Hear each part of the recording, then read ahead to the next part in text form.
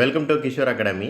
இன்றைக்கி இந்த வீடியோவில் 11th standard physics 11th standard physics March 2024 English medium answer key தான் என்ன அப்படிங்கிறத என்ன செய்ய போகிறோம் இந்த வீடியோக்குள்ளே பார்க்க போகிறோம். வாங்க வீடியோக்குள்ளே போகலாம். So this is answer for one words.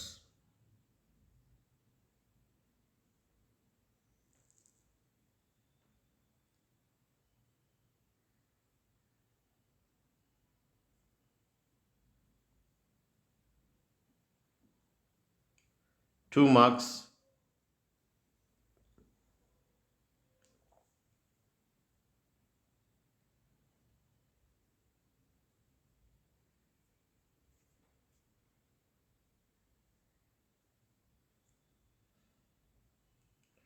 So இதில் இருக்கிற மாதிரி எழுதுனா ஃபுல் மார்க் கிடைக்குமா அப்படின்னா ஒரு சில கொஸ்டினுக்கு ஃபுல் மார்க் கிடைக்கும், ஒரு சில கொஸ்டினுக்கு ஃபுல் மார்க் கிடைக்காது. ஏன்னா இது டீச்சர்ஸுக்கு உண்டான ஒரு ஆன்சர் கீ. யார் கொஸ்டின் பேப்பர் திருத்துகிறாங்களோ அவங்களுக்கு கொடுக்கக்கூடிய கவர்மெண்ட்லேருந்து கொடுக்கக்கூடிய ஒரு ஆன்சர் கீ. அப்போ அவங்களுக்கு ஒரு ஐடியா கிடைக்கணும் அப்படிங்கிறதுக்காக தான், மார்க் எப்படி அலாட்மெண்ட் பண்ணணும் அப்படிங்கிற ஒரு ஐடியா கிடைக்கிறதுக்காக தான் இந்த ஆன்சர் கீ. ஸ்டூடெண்ட்ஸ் இதை தெளிவாக தெரிஞ்சுக்கோங்க. இதை நான் ஏன் போஸ்ட் பண்ணுறேன் அப்படின்னா, என்னென்ன பாயிண்ட்லாம் இவங்க எழுதுனா மார்க் கிடைக்கும் அப்படிங்கிறது நீங்கள் தெரிஞ்சுக்கிறதுக்காக. இப்போது ஃபார் எக்ஸாம்பிள் இந்த மாதிரி 3 மார்க் கொஸ்டினில் இந்த லைன் எழுதுனா அரை மார்க் கிடைக்கும். இதெல்லாம் நீங்கள் தெரிஞ்சு வச்சுக்கணும் அப்படிங்கிறதுக்காக தான் இந்த கீயை போஸ்ட் பண்ணுறோம். மற்றபடி டீச்சர்ஸ் எவ்வளோ எழுதணும் அப்படின்னு சொல்கிறாங்களோ அது அத்தனையும் கண்டிப்பாக நீங்கள் எழுதியிருக்கணும். எழுதினா தான் ஃபுல் மார்க் கிடைக்கும்.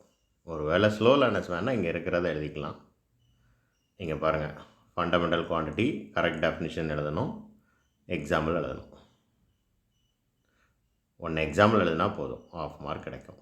அதை நீங்கள் தெரிஞ்சுக்கணும். ஃபண்டமெண்டல் குவான்டிட்டினா என்னென்னு எழுதிட்டு கரெக்ட் டெஃபினிஷன் ஃபண்டமெண்டல் குவான்டிட்டிஸோட கரெக்ட் டெஃபினிஷன் எழுதிட்டு 3 எக்ஸாம்பிள் எழுதணுமா 4 எக்ஸாம்பிள் எழுதணுமா வேண்டாம். ஒரு எக்ஸாம்பிள் எழுதினாலே, ஒரு எக்ஸாம்பிள் கரெக்டாக எழுதினாலே போதும். இவ்வளோ தான் இதிலேருந்து உங்களுக்கு கிடைக்கக்கூடிய க்ளூ. ஸோ நல்லா யோசித்து பாருங்கள். இவ்வளோ எழுதுனா எப்படி 5 மார்க் கொடுப்பாங்க? கண்டிப்பாக கொடுக்க மாட்டாங்க. இந்த பாயிண்ட்ஸ்லாம் இருக்கணும், இதுவரை இருக்கணும். அதுதான் முக்கியம். பெர்னாலிஸ் தேரம் நீங்கள் எப்படி படிச்சிருப்பீங்க? இப்படி எழுதுனா எப்படி 5 மார்க் கொடுப்பாங்க? இதுக்கு இடையில் இருக்கக்கூடிய தேரிலாம் கண்டிப்பாக எழுதணும்.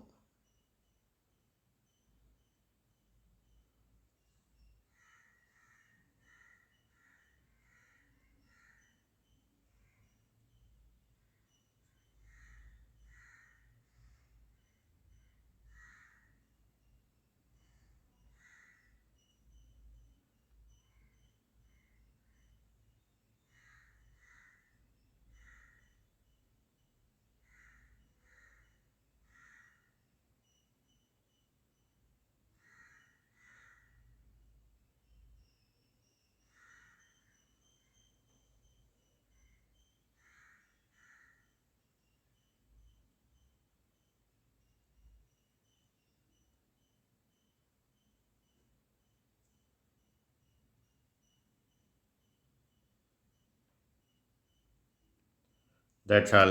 Thank you.